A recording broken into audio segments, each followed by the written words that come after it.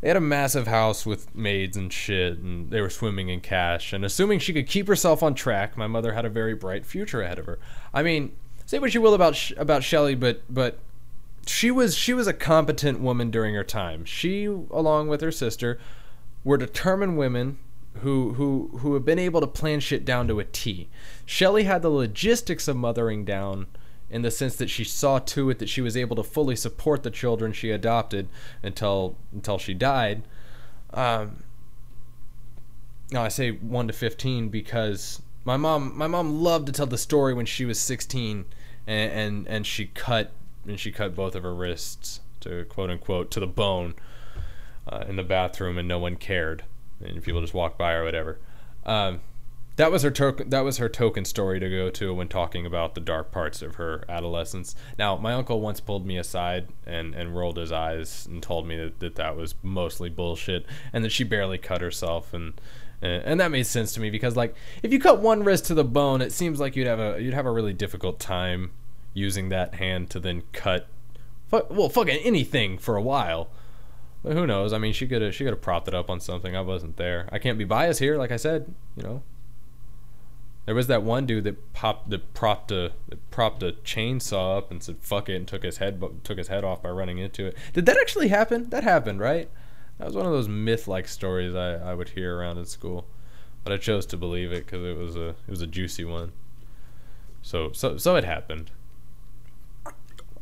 because I believe it happened. And fuck your Jesus. Moving on. Now, I know that at 18 she was married to this poor guy. He had no idea what he was getting himself into. This guy's name was Richard Long. Basically, what happened was the marriage ended. Oh, I'm sorry, I just bumped the mic. What happened was the marriage ended promptly due to the fact that she was just too young and unstable to settle down with the guy.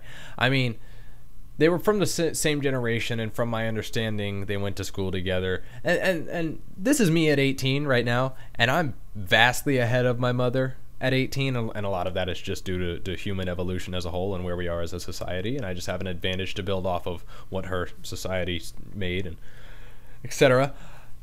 Regardless, I can tell you I am nowhere near getting married. Like, fuck you, my good friend. No. Get out. Go home.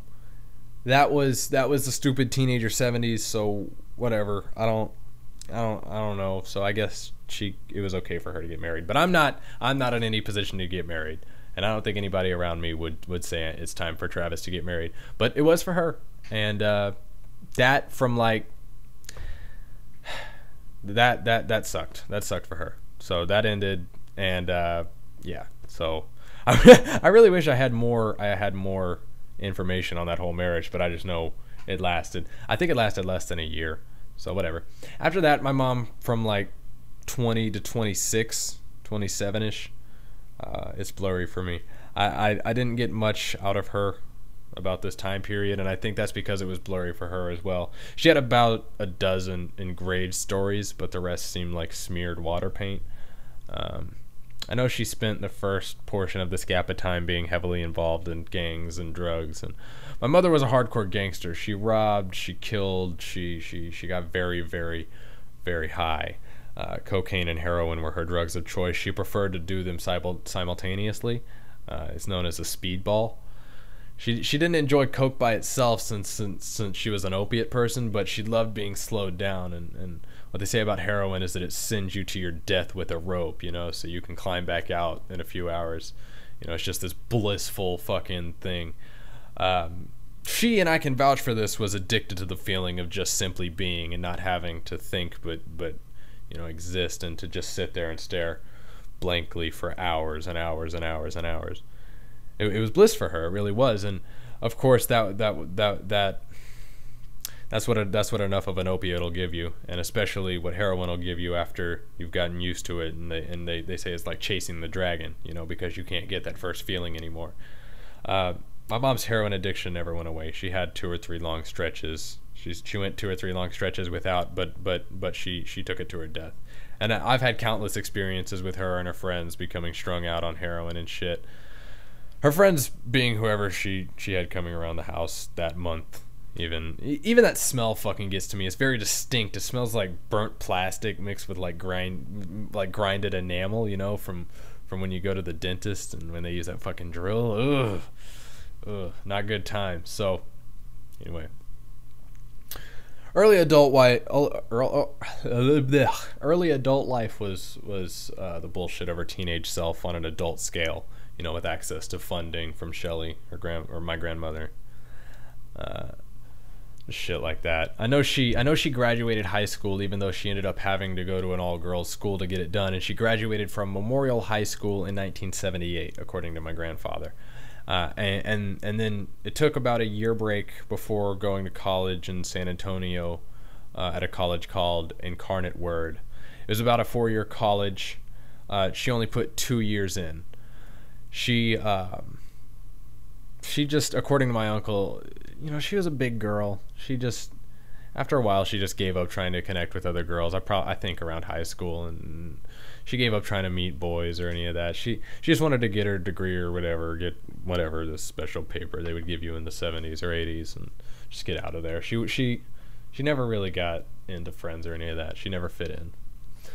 So yeah, now we're approaching her. We're approaching her 30s. We're almost in her 30s anyway. I have these. Let me see. I hope you can hear me. I have these journals here that my sister found when going through and cleaning out Marion's things. And now one of these is to me, and here on the very first page, when you open it up, it reads, "A diary to R/my first child." And right above that it states, "Begun August 30th, 1991, making her 29, I believe." And later I'm going to read through this for you guys, probably in another video, but in here she talks a bit about my father, and she talks about him in the present tense, and it's shortly prior to their marriage, but you know, it indicates that she had settled down with my dad, who she met at a clinic, and she met at a clinic that she had been a patient in. But they ended up hiring her later on down the line, and she worked her way up the ranks for a while, and whatever. She was a nurse there, and they ran into each other, and then one thing led to another, and eventually I happened. Anyway, yeah, the book, this journal, and the dating and shit, it indicates that she was ready to have a kid by that point. She was excited. She was excited about it. She always told me that she was responsible about having kids, in the sense that she waited until her childish shenanigans and shit were over, which was true. She decided to wait and get that shit done before she decided to bring another entity into existence. My mom. She wasn't stupid by any means. She was anti-good judgment, is a good way to put it. Like, she knew damn well what the right decisions to make were, but she made most of her bad decisions after having thought it out thoroughly, as opposed to, you know, fucking up impulsively. Meaning she didn't, I guess you can't really say she fucked up then. She just didn't share your priorities. She didn't share the majority's priorities. And that even applied to her children, us. So it was noble in the sense that she knew exactly what she wanted and would stop at nothing. I mean, nothing to make that to make it happen exactly that way, even if it meant years of patiently waiting for the right opportunity to strike. But it was shitty because she lacked the ability to notice when she lacked the ability. She didn't notice when she was running over people. And even when you put it in her face, she'd always have this way of making you out. She'd always have a way of making you out to be like an assaulter, you know. She'd make herself out to be a victim, so that she could justify running over you to herself and shit. I guess I don't know. She could be really scummy in that way, and it was either her way or you're just not gonna be a happy camper. So, like I said, that trait had its ups and downs. She made shit happen, and that's for sure. Which is actually a good note to skip on to her next generation of life, I guess, with her prime years. Let me light this joint I have. I finished my blunt pretty early on here. My high is starting to wear off, so. God damn it. Now my lighter doesn't work. Oh, I had it turned all the way down.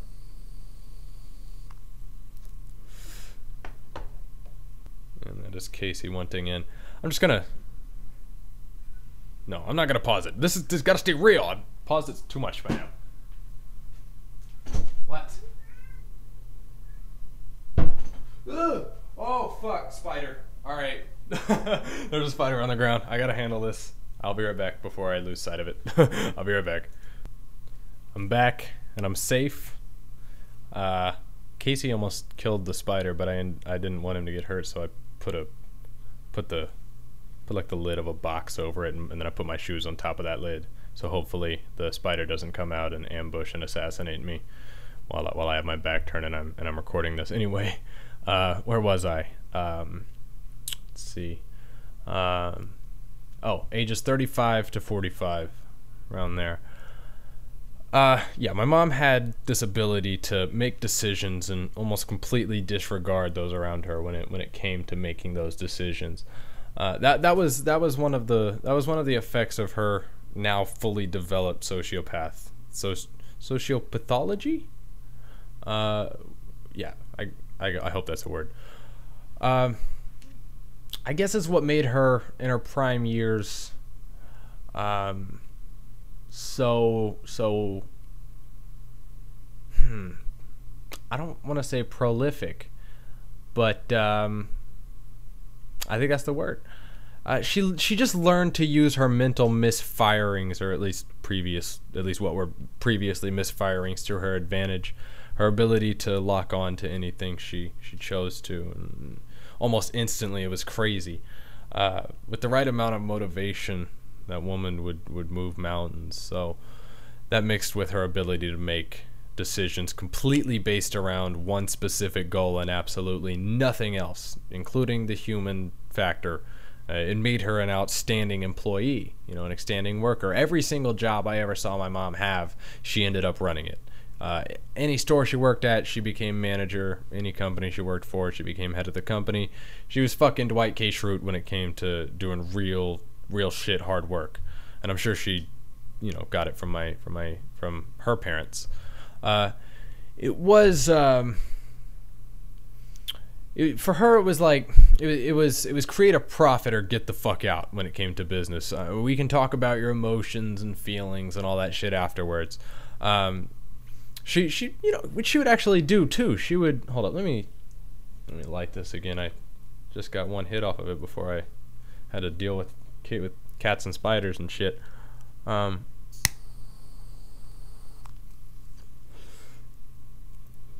She would invite her employees to come to the house and talk things over at a real intimate level, way into past midnight and shit. It was crazy, but she was so into her work, especially in her 40s. So it wasn't just work mode bitch who you'd usually expect to meet if you saw the credentials of a woman that resembled hers. Running all that shit and stuff. She could easily flip that switch whenever she wanted to and go from being work mode to being friend mode. And she knew exactly when it was time to do what. It was an awesome thing to watch and learn from. But I do think it was I almost know it was a direct result of her mastering her skills as a sociopath. Anyway, let's stay on the timeline. By now she had divorced my father, by around 35, so I had just left my toddler years and I had started doing real person stuff, like having real person emotions and memories and such when they split up. She had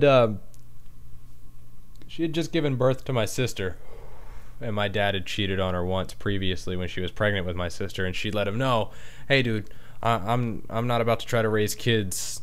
I'm not about to try to raise two kids with you like this. Are you in and out? Because I can't be doing this with you running around and shit. If you're gonna make a baby, it's time to It's be a daddy time.